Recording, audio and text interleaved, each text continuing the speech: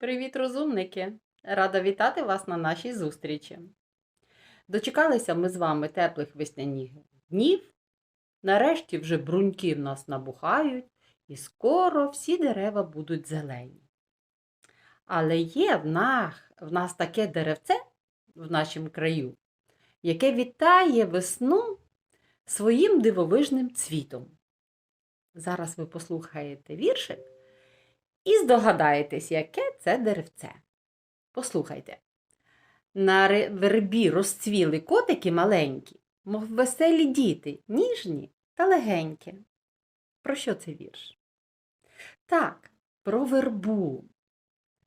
Як ви гадаєте, а чому квіточки верби називають котиками? Які вони? Так, вони пухнасті, м'якенькі, мов хутро у киці.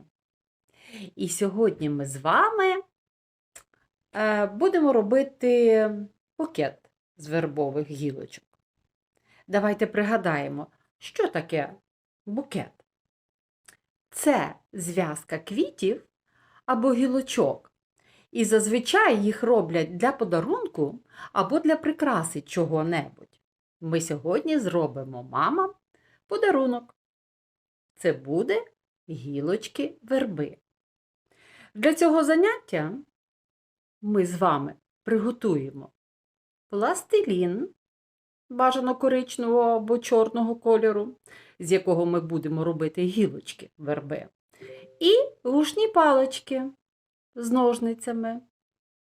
Ножничками акуратно ми відріжемо пухнасті кінчики і потім прикріпимо їх до гілочок. Тож, подивіться, як ми будемо це робити, і розпочинайте.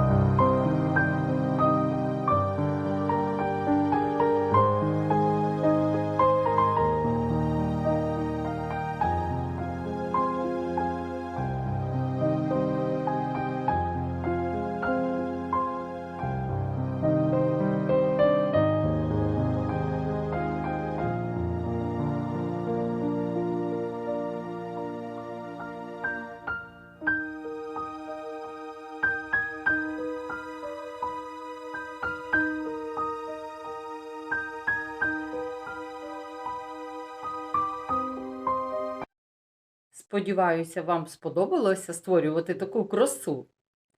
Чекаю на ваші букети у нашій групі. Будьте здорові і веселі. Бувайте!